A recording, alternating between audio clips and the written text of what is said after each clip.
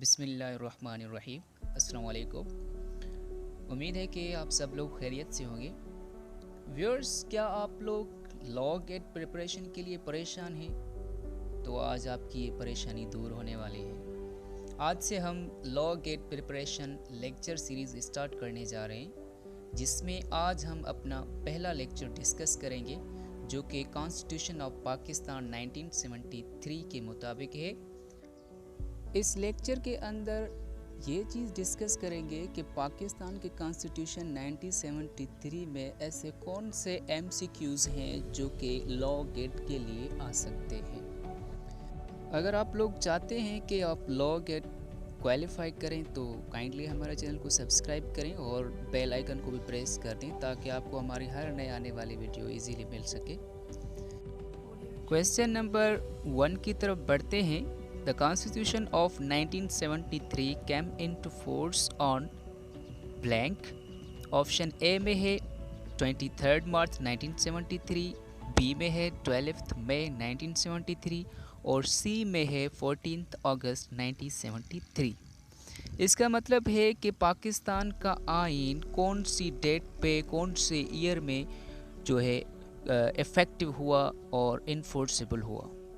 तो correct option है सी, यानी कि the constitution of 1973 came into force on 14 अगस्त 1973।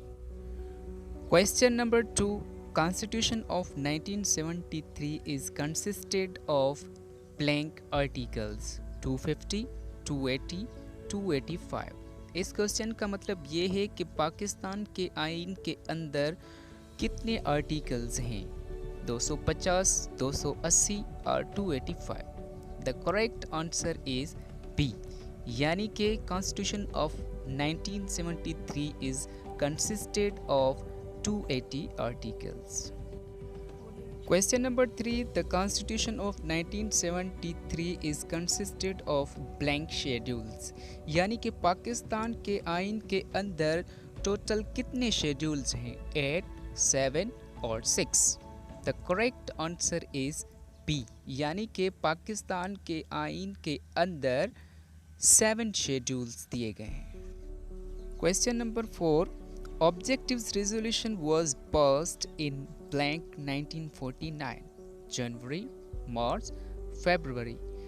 इस क्वेश्चन का मतलब ये है कि ऑब्जेक्टिव रेजोल्यूशन कौन से मंथ में पास हुआ, जनवरी, फरवरी और मार्च। The correct answer is B, यानी कि ऑब्जेक्टिव रेजोल्यूशन मार्च 1949 में पास हुआ। Question number 5, the constitution of 1973 declared Pakistan as blank, A republic of Pakistan, B Islamic republic of Pakistan, C federation of Pakistan. इस क्वेश्चन का मतलब ये है कि पाकिस्तान के आइन 1917 के अंदर पाकिस्तान को क्या डिक्लेयर किया गया, republic of Pakistan, Islamic republic of Pakistan या federation of Pakistan. The correct answer is B, यानी कि 1973 के कॉन्स्टिट्यूशन के अंदर पाकिस्तान को Islamic republic of Pakistan declare किया गया। Question number 6, Islam shall be the state religion of Pakistan is provided under blank of the Constitution of 1973, Article 1, Article 2 or Article 2A. The correct answer is B, यानी कि Islam shall be the state religion of Pakistan is provided under Article 2 of the Constitution of Pakistan 1973. Question number 7, persons found guilty of high treason shall be punished by blank, A Supreme Court, B Majlis-e-Shura Parliament, C Law Enforcement Agencies। इस question का मतलब ये है कि ऐसा बंदा जो कि हाई ट्रीजन का गिल्टी होता है, यानी कि अपने वतन के साथ गद्दारी करता है, तो उसके लिए पनिशमेंट कौन देगा, सुप्रीम कोर्ट, पार्लियामेंट या law enforcement agencies.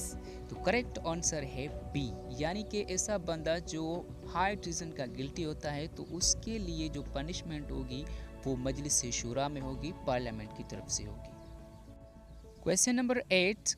Articles blank to blank of Constitution deals with the fundamental rights 8 to 30, 8 to 28, 8 to 26। यानी कि ऐसे कौन से आर्टिकल्स हैं जो कि फंडामेंटल राइट्स से डील करते हैं 8 to 30, 8 to 28, 8 to 26। Correct answer is B, यानी कि 8 आर्टिकल से लेके 28 आर्टिकल्स तक जो है फंडामेंटल राइट्स से डील करते हैं। Question number 9। Right to fair trial is a blank right of every citizen of Pakistan. A inherent, B natural, C.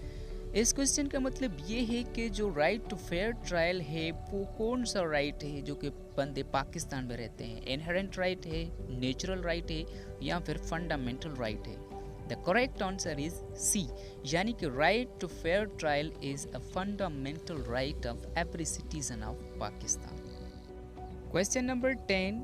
Article 15 of the Constitution of Pakistan 1973 provides freedom of blank, freedom of speech, freedom of movement or freedom of education।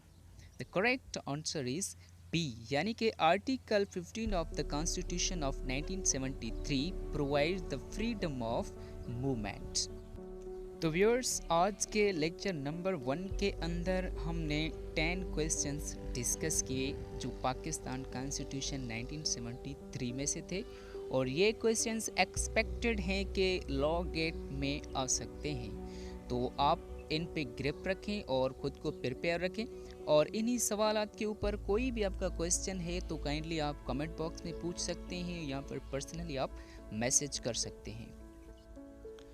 Thank you so much viewers for watching. तो ये था आज का हमारा lecture number 1 law gate preparation lecture series में, जिसमें हमने Pakistan constitution के कुछ MCQs के बारे में डिस्कस किया। और हमारे साथ रहिए, इंशाल्लाह आज से हम ये लेक्चर सीरीज़ स्टार्ट कर रहे हैं और इसके और भी लेक्चर्स बहुत सारे हम बनाएंगे। दूसरे टॉपिक्स जो भी रिवाइज्ड सिलेबस में दिए गए हैं लॉ गेट के लिए, हम उनके ऊपर भी डिस्कस करेंगे। होपफुली आप लोगों ने बहुत अच्छे से ये MCQs को अंडरस्टैंड किया होगा, और इन्हीं के ऊपर कोई भी आपके क्वेश्चंस हैं, आपके सवालात हैं, तो आप kindly without any kind of the hesitation you may share with us in comment box और इन पर्सनल मैसेजेस। तो अपना बहुत सारा ख्याल रखिएगा। Thank you so much, and इंशाल्लाह will be meeting again next videos. तब तक के लिए Allah Hafiz and keep watching our videos. Stay blessed. Allah Hafiz.